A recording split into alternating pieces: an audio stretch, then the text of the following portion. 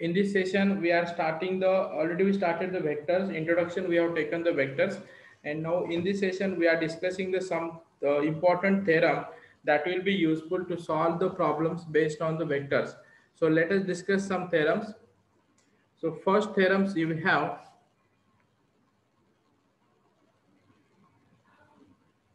theorem first.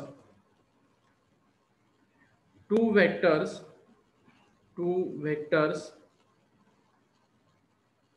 a and b are collinear if and only if there exist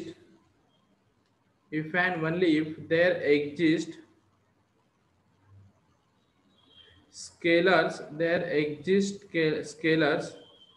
m and n such that m a bar plus n b bar equal to 0. I will write first theorem and then I will explain this. Theorem 2.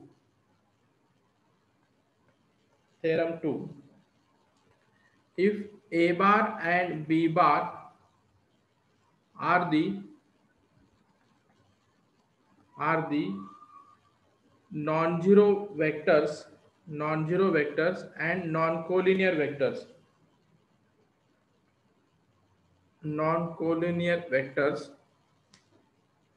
then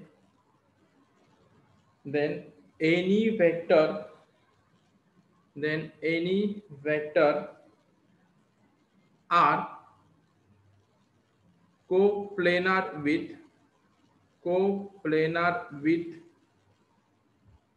them can be uniquely expressed as linear combination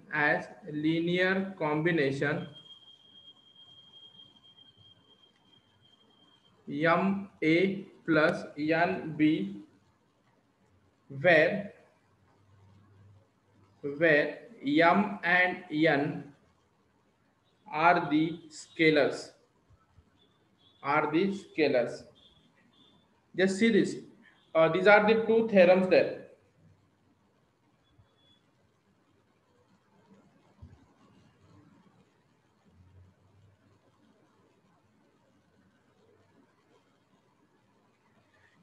These are the two theorems.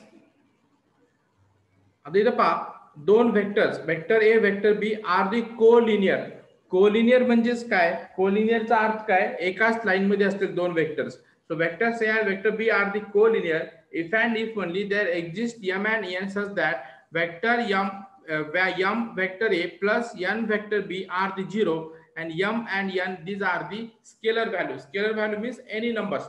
You can take 1 2 3 -1 -2 -3 like this. So if this condition is satisfied, so that is called as these two vectors are the collinears. Second theorem, if vector a and vector b are the non-zero non-collinear vectors, it is non-collinear vectors, then any vector are coplanar with them can be uniquely expressed as a linear combination m a bar plus n b bar. Means this r, it can be expressed as m a bar plus n b bar, and the important condition, it is a non-collinear. So I can express like this. Suppose this is the one vector, this vector is the a. Suppose I will take this o a, this is o b.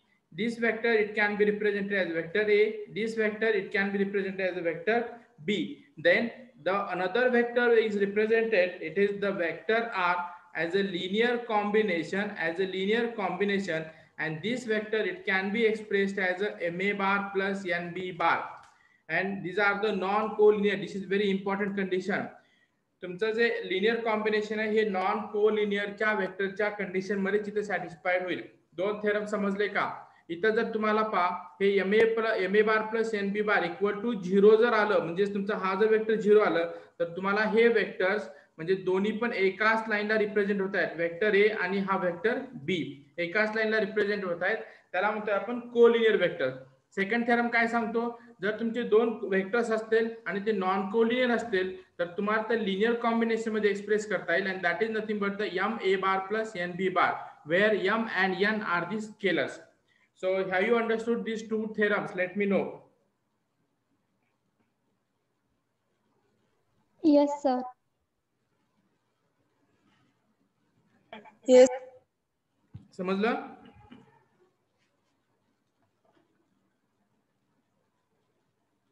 Next, we are representing the position of the vectors. Representation of. आजचं page दाखवा ना sir. एक minute. हा, दोन्ही मधला समजलं ना.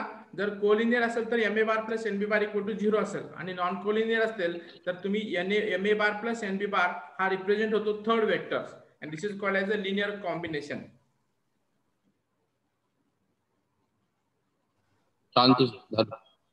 समजले?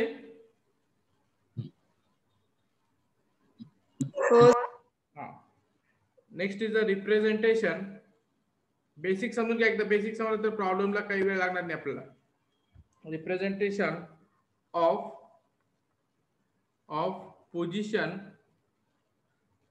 position vector of a point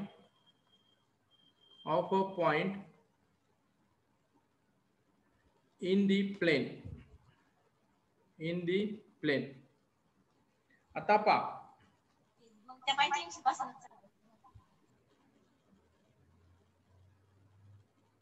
इथे जर आपण जर कन्सिडर केलं, समजा late P be the x, y be the point in xy plane. Now if you want to represent this point P xy in the coordinate xy, then we know the xy coordinate system, that is this is the x, this is the y, and suppose this P is the x comma y. So this point P is located at somewhat x comma y.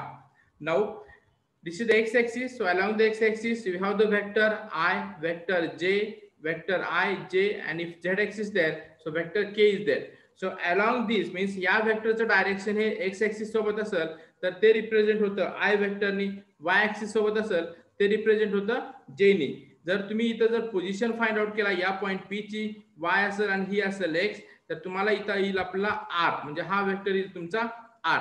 आता अशा प्रकारे आपण एखादा point तुम्ही locate करू शकता plain मध्ये in terms of the vectors. आता हा वेक्टर ज्यावेळेस तुम्ही रिप्रेझेंट करताय, पहा आता आपल्याला माहिती आहे हे जे आणि हे तुमचे आय.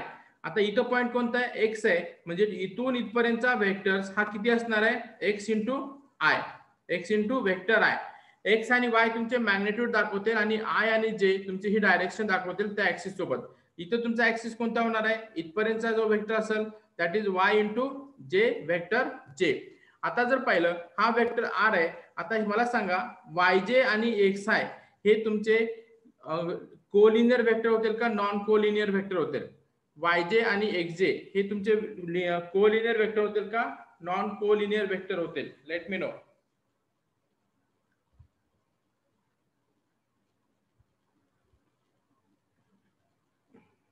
बोला.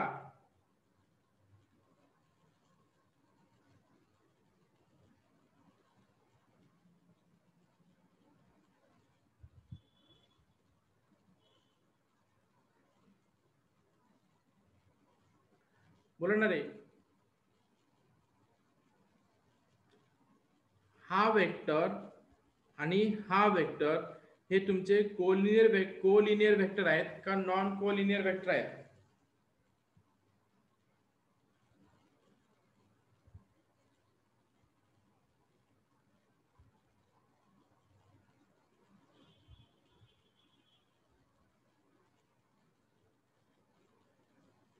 बोला, आवाज येतोय का?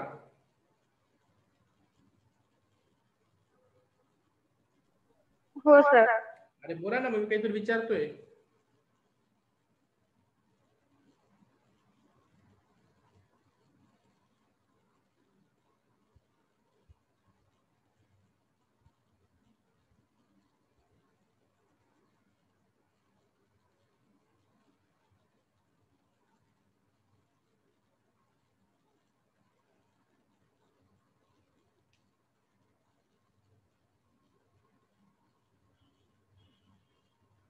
बोलता येते का?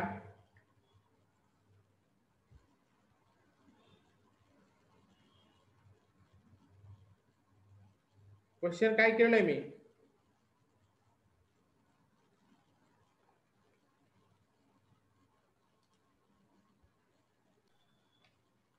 आता पहा, हे नॉन कोलिनियर वेक्टर्स आहेत. नॉन कोलिनियर वेक्टर्स आहेत म्हणजे हा वेक्टर आर बार हा रिप्रेझेंट करू शकतो आपण X I plus y j, म्हणजे एम ए बार प्लस एन बी बार. बरोबर आहे? बरोबर आहे का? अरे हो नाही, काहीतरी बोला. हो हो आपण जर इथं आर कसा रिप्रेझेंट केलो, एम ए बार प्लस एन बी बार. एमच्या जागी इथं एक्स आहे, एमच्या जागी इथं एक्स आहे आणि एनच्या जागी इथं वाय आहे, म्हणजे हा एक्स आय प्लस वाय जे हा वेक्टर रिप्रेझेंट होईल.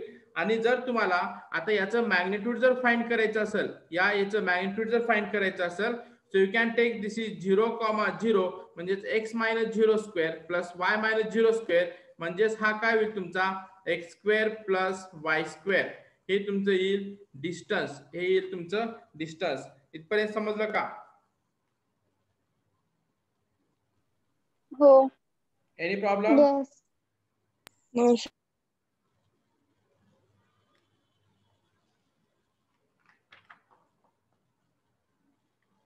चला सर्वांनी सांगा, समजले?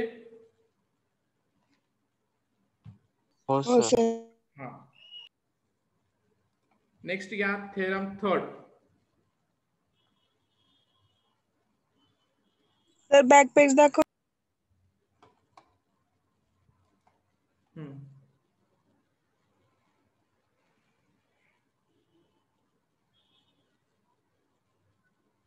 हा झालं?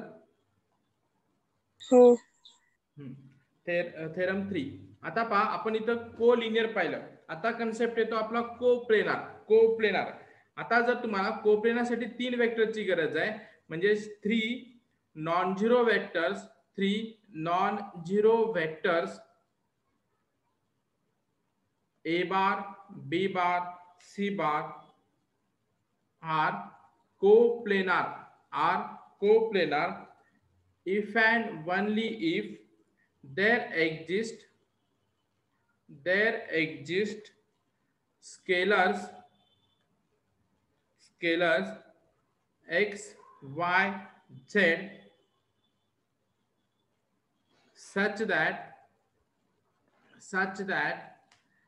x a bar plus y b bar plus z c bar that is equal to 0. that is equal to 0. म्हणजेच कोलिनियरला तुम्हाला 2 वेक्टर होते आणि कोप्लेनरला तुम्हाला किती वेक्टर असणार आहेत? 3 वेक्टर्स असणार आहेत. आणि या ठिकाणी तुमचे स्केलर्स असतील एक्स वाय झेड.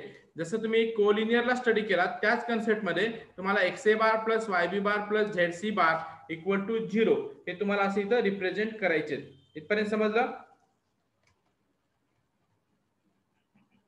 हो sir. Yes. Now yes sir. theorem 4. if a bar, b bar, c bar are 3 non-zero vectors and non-coplanar vectors,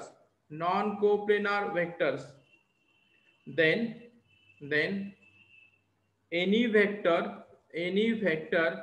r bar can be expressed as linear combination as x a bar plus y b bar plus z c bar. आता इथे जर पाहिलं आपण, हे coplanar म्हणजे आपल्याला 3 axis लागणार आहेत. 3 ऍक्सिस लागणार आहेत, याचाच अर्थ हा तुमचा असेल एक्स ऍक्सिस, हा असेल तुमचा वाय ऍक्सिस आणि हा असेल तुमचा झेड ऍक्सिस. आता जर पाहिलं एक्स ऍक्सिस सोबत एक तुमचा वेक्टर असेल ए, हा असेल वेक्टर बी, हा असेल वेक्टर बी आणि दुसरा वेक्टर असेल तुमचा या ऍक्सिस सोबत इथं सी असेल. तर तुम्हाला या ठिकाणी कोप्लेनार वेक्टर्स इथे शो करायचे. याचाच अर्थ हा वेक्टर तुम्हाला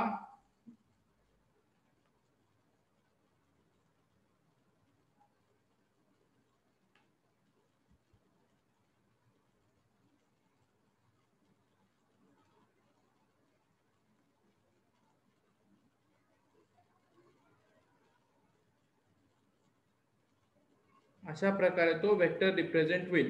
हा ए बार, हा बी बार आणि हा सी बार. एक ए बार हा x सोबत आहे, y हा y सोबत बी बार आहे आणि z सोबत सी बार आहे. तर तुम्हाला हा जो वेक्टर आहे म्हणजे हा जो वेक्टर रिप्रेझेंट होतो हा वेक्टर आर, हा वेक्टर आर रिप्रेझेंट होईल X A plus Y B plus Z C. म्हणजेच पहा तुम्हाला जर कोलिनियर नॉन कोलिनियर मध्ये दोन वेक्टर्स असतील वेक्टर ए वेक्टर बी, तर त्यावेळेस तुम्हाला m A bar plus N B bar equal to 0 येईल कोलिनियर मध्ये. नॉन कोलिनियर मध्ये तुम्हाला थर्ड वेक्टर एक रिप्रेझेंट करता येईल as a linear combination vector r bar is equal to m A bar plus N B bar. Theorem 3 काय सांगतो? Theorem 3 take condition for the coplanar, collinear आणि coplanar. Coplanar म्हणजे तुम्हाला तीन वेक्टर्स पाहिजेत ए बार बी बार सी बार आणि हे vector तुमचे कोप्लेनार जर असतील तर तुम्हाला एक कंडिशन येते जसं एम ए बार प्लस एन बी बार प्लस पी बार असं पण करू शकता तुम्ही, किंवा x a bar plus Y b bar plus Z c bar equal to 0. आणि थेरम 4 काय सांगतो? जर तुमचे हे नॉन कोप्लेनार असतील तर तुम्हाला आणखीन एक वेक्टर फोर्थ वेक्टर रिप्रेझेंट करता येईल that can be a linear combination as x a bar plus y b bar plus z c bar. Have you got all the theorems clear now? इथपर्यंत समजलं का? Yes, sir. Yes, Yes, sir.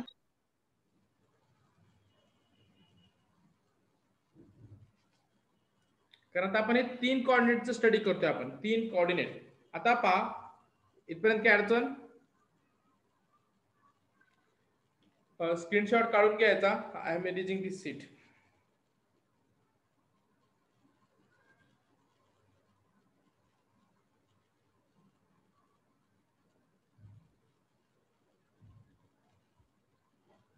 घेतलं? हो sir. आता पहा तुम्हाला एक point जर स्पेस मध्ये याला म्हणतो आपण स्पेस. प्लेन म्हणजेच एक्स वाय. प्लेन म्हणजेच काय? दोनच ऍक्सिस असतील एक्स आणि वाय, आणि स्पेस म्हणजे किती असतील? एक्स वाय आणि झेड. समजलं इथपर्यंत? इथपर्यंत समजलं? इथपर्यंत समजलं का? प्लेन म्हणजे एक्स वाय, स्पेस म्हणजे एक्स वाय झेड, कोप्लेनार म्हणजे तुमचे एक्स वाय झेड मधील आणि कोलिनियर म्हणजे ते एक्स वाय प्लेन मध्ये. इथपर्यंत समजलं? हो काहीतरी म्हणा, रडू नका. हो सर.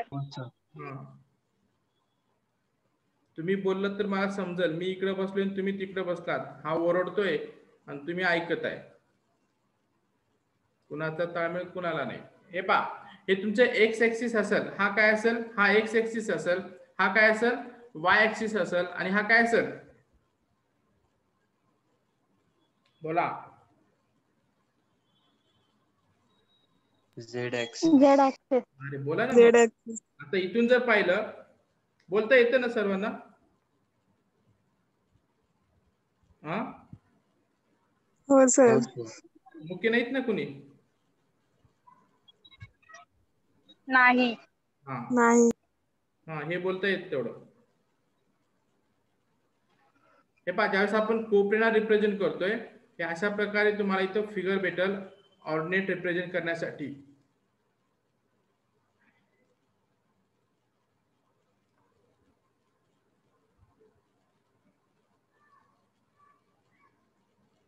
इथं जो तुमचा हा जो पॉइंट असेल, हा पॉइंट असेल P x comma y comma Z. हा पॉइंट असेल P x comma y comma Z. हा जो पॉइंट असेल कोणत्या ऍक्सिस वर आहे? तो वाय वर आहे. म्हणजे 0 x 0 असेल, हा वाय असेल आणि हा काय असेल? परत 0 असेल. इथं काय असेल सांगता येईल?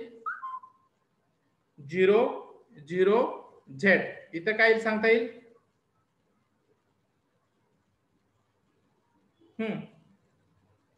इथं काय येईल?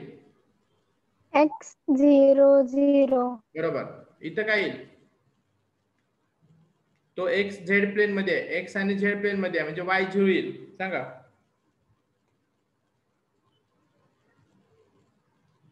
अरे बोला रे बाबा. इथं काय येईल?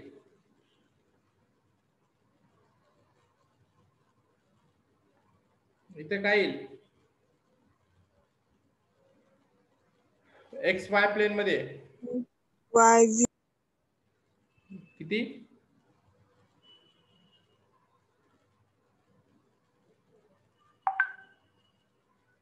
बोला लवकर.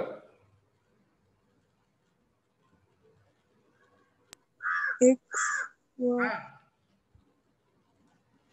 Y 0 x Y Y 0.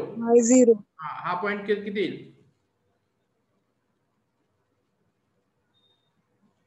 0 Y Z. आणि हे तुमचे पॉझिटिव्ह झाले. मी जर आता निगेटिव्ह घ्यायचं असेल तर निगेटिव्ह कसं येतं पहा. निगेटिव्ह येईल, हे तुमचं या साईडला निगेटिव्ह जाईल आणि निगेटिव्ह एक्स ऍक्सिस हा झाला तुमचा निगेटिव्ह झेड ऍक्सिस आणि हा झाला तुमचा निगेटिव्ह वाय ऍक्सिस. समजलं? म्हणजे आपण घेतोय ना हे असं, इथे काय येईल वाय, हा काय येईल मायनस वाय, हा येईल एक्स, हा काय येईल मायनस एक्स. इथपर्यंत समजलं? हो सर. हो सर. आणि तुम्हाला जर डायरेक्शन रिप्रेझेंट करायचे असेल तर वाय सोबत कोणता ऍक्सिस येतो, कोणता वेक्टर येतो जे, एक्स सोबत कोणता येतो आय, आणि झेड सोबत कोणता येतो के. आणि हे जे तुम्हाला वेक्टर येईल जे की तुम्हाला पी पॉइंटला जॉईन करतं, हा येईल तुमचा आर, हा येईल तुमचा आर. आणि हा आर बार हा एक्सप्रेस होतो x a bar plus Y b bar plus Z c bar in case of what, in case of non coplanar. समजलं इथपर्यंत? Yes sir. Any problem? No sir. आता इथं परत एक पहा, हे जे डिस्टन्स आहे ना या पॉइंट पी चं, distance of P from x axis किती येईल पहा. एक्स 0 येतो म्हणजे हा येईल Y square plus Z square. Distance of P from Y axis हा किती येतो, वाय ऍक्सिस किती येतो x square plus Z square. आणि थर्ड येतो distance of P from Z axis हा किती येणार x square plus y square. समजलं इथपर्यंत? इथपर्यंत समजलं? हो सर. बोला बोला बोला लवकर बोला. हो सर समजलं. Okay. So this is the very important concept that is required to solve the numerical based on the vectors. So once again revise it. Same lectures I am again uploading on the YouTube also. So go through that and clear each and every concept that we taught during the last session and during this session. And after that, in the next session, we are discussing some formulas, section formula, centroid formula, the section formula for the internal division, external division. So that we are discussing, then scalar product, and then cross product, that is vector product, and then we are solving the exercise 5.1. Getting all of you? Yes. So today's session, now we are concluding the today's session.